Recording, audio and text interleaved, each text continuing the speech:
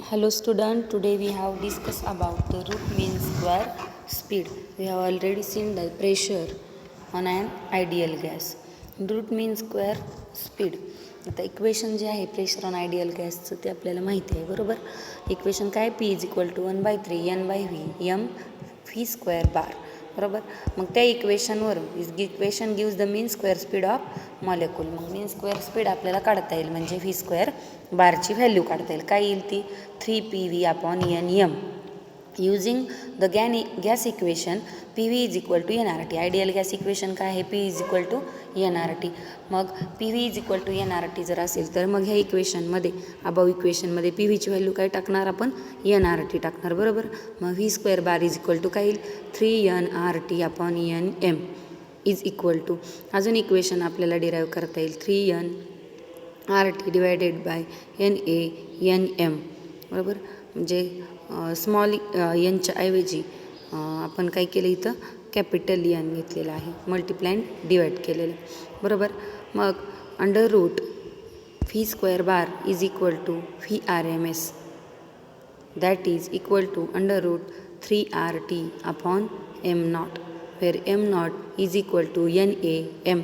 NaMची value काय घेतली M0 घेतली मोलर मास घेतली NaMची व्हॅल्यू बरोबर.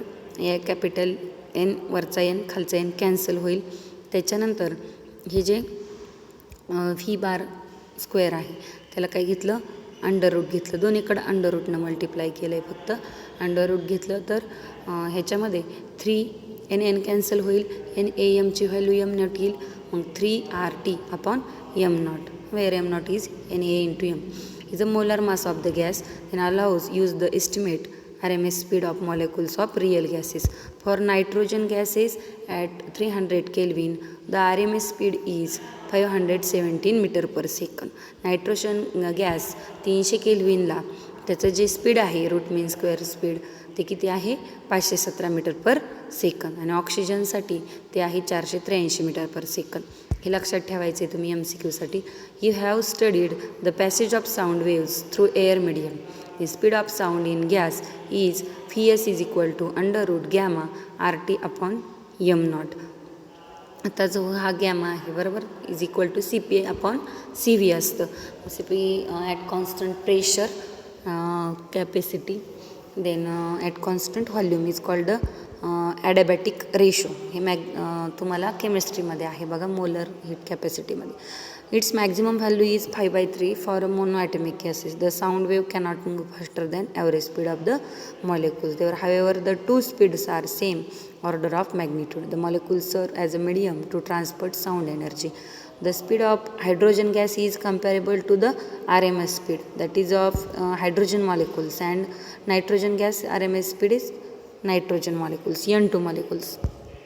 आता याच्यावरती तुम्हाला रूट मीन स्क्वेअर स्पीडची फॉर्म्युला माहिती पाहिजे त्याच्यावरती तुम्हाला प्रॉब्लेम विचारले जातात. त्याच्यानंतर interpretation of temperature in kinetic theory. मग कायनेटिक थेअरीमध्ये टेम्परेचर कसं इंटरप्रेट केलं जातं. आता अबाऊ इक्वेशन जे आहे प्रेशरचं PV is equal to 1/3 NM V square bar is equal to काय करता येईल आपल्याला 2/3 काय केलं आहे मल्टिप्लाय अँड डिव्हाइड बाय 2 दोनने मल्टिप्लाय केलं आणि डिव्हाइड केलं आहे. मग 2/3 NM व्ही स्क्वेअर बारला परत 1/2 म्हणजे सेपरेट केले फक्त 1M व्ही स्क्वेअर बार.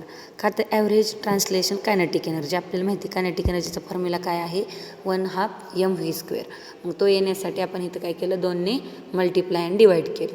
मग काय येईल 1/2 M व्ही स्क्वेअरच्या ऐवजी कायनेटिक एनर्जी तर टाकता येईल आपल्याला बरोबर. The average total energy therefore is equal to N × 1/2 M V square bar. काही नाही तर फक्त आपल्याला मॉडिफिकेशन ऑफ इक्वेशन करायचे आहेत. मग PV is equal to 2/3 × E 1/2 M V स्क्वेअरची डायरेक्ट व्हॅल्यू काय टाकली E टाकली. That is using ideal gas equation PV is equal to आता बोल्ट्झमन कॉन्स्टंटच्या बाबतीत आपण जर पाहिलं तर आयडियल गॅस इक्वेशन काय आहे PV is equal to NkBT बरोबर. असं काय आयडियल गॅसचं इक्वेशन प्रेशर व्हॉल्यूमच्या बाबतीत PV is equal to NRT. पण बोल्ट्झमन कॉन्स्टंट KB बाबतीत हे आहे बघा अगोदर आपण पाहिले PV is equal to NkB × T. मग आता 2/3 × E जर असेल P V is equal to, तर P V is equal to 2/3 E आणि एन के बी टी.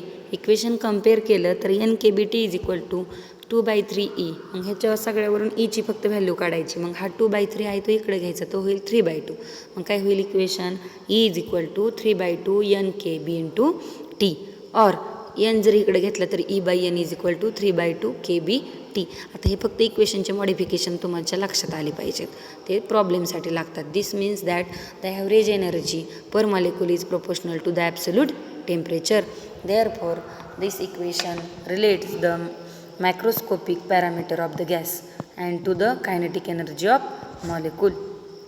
त्याच्यावरती एक प्रॉब्लेमसुद्धा दिलेला आहे बघा, तो सॉल्व प्रॉब्लेम आहे, तो तुम्ही वहीमध्ये सोडवत चला, बरोबर. आणि त्याच्यावरती जे काय आणखीन प्रॉब्लेम असतील ते सुद्धा सर्च करून तुम्हाला प्रॉब्लेम नोटबुकमध्ये लिहायचे आहेत. त्याच्यानंतर लॉज ऑफ इक्विपार्टिशन ऑफ एनर्जी. आता इक्विपार्टिशन म्हणजे सगळ्याच एनर्जी, आता ट्रान्सलेशन एनर्जी, रोटेशनल एनर्जी अशा एनर्जी आहेत ना, सगळ्या इक्विपार्टिशनल केल्या तर एकत्र केल्या तर कायनेटिक एनर्जीमध्ये बघा, we have seen that kinetic energy of single molecule.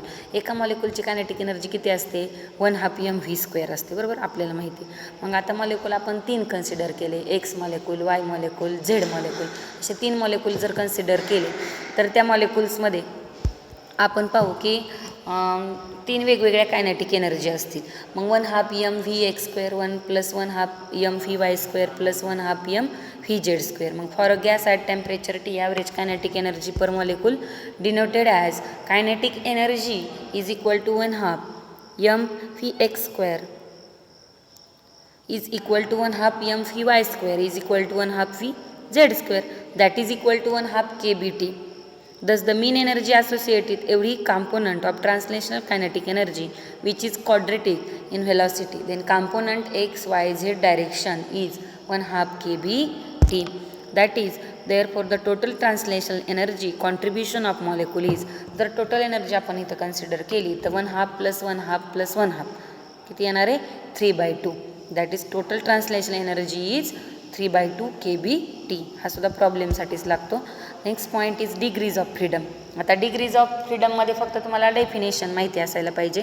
ॲक्च्युअलमध्ये degrees of freedom, आता जेव्हा आपण एक्स वाय झेड कोऑर्डिनेट घेतो, आता हे क्वांटम मेकॅनिक्स आहे फिजिक्समधलं, त्यावेळेला त्याचा डिग्रीज ऑफ फ्रीडम काढायला लागतो आपल्याला. In the above discussion the molecule as a whole is free to move from one point to the other point. Molecule हा फ्री आहे, तो गॅस मॉलिक्यूल कसा आहे, फ्री आहे. ते एका पॉईंटवरून रँडम मोशनमध्ये असतो, मग एका पॉईंटवरून दुसऱ्या पॉईंटमध्ये त्याला मूव्ह करता येतं, फ्रीली मूव्ह करता येतं. If the other 3 dimensional place we have to consider, then if it is the restricted to move in a plane surface which is 2 dimensional. 2 डायमेन्शनलमध्ये जर आपण कन्सिडर करायचं म्हटलं एक्स वाय प्लेनला, देन ओनली 2 कोऑर्डिनेट. मग त्याच्या वेळेला फक्त 2च कोऑर्डिनेट कन्सिडर करावे लागतील, एक्स आणि Y will be sufficient to describe the location, and 2 component Vx and Vy we describe the motion of plane. जर 2 पॉईंट कन्सिडर केले तर 2च आपल्याला ॲक्सिस घ्यावे लागतील, कोऑर्डिनेट पण 2च राहणार आहेत, एक्स आणि Y. Then molecule moves along the straight line. मग त्यावेळेला मॉलिक्यूल तुमचा स्ट्रेट लाईन मूव्ह होत असेल 2 डायमेन्शनलमध्ये. Then only X coordinate and only velocity component Vx sufficient to describe the location. Therefore, along we say that the molecule is free execute 3 to 1 dimensional translation motion, बरोबर. In above example, in other words, the molecule in these examples has 3 to 1 degrees of freedom. मग जेवढे आपण घेऊ coordinate त्याच्याप्रमाणे असणार आहेत, कधी 3, कधी 2, कधी 1.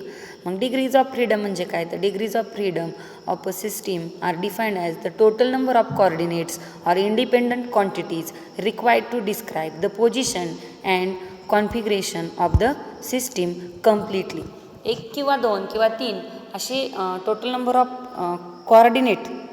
कोऑर्डिनेट्स आपल्याला डिस्क्राईब करण्यासाठी वापरले जातात. कशाची, तर त्या मॉलिक्यूलची पोझिशन किंवा कॉन्फिगरेशन दाखवण्यासाठी, कंप्लीट सिस्टीमची पोझिशन दाखवण्यासाठी आपण काय करतो, 1 किंवा 2 मॉलिक्यूल कन्सिडर करतो.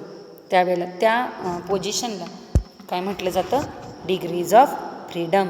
ठीक आहे, थँक्यू.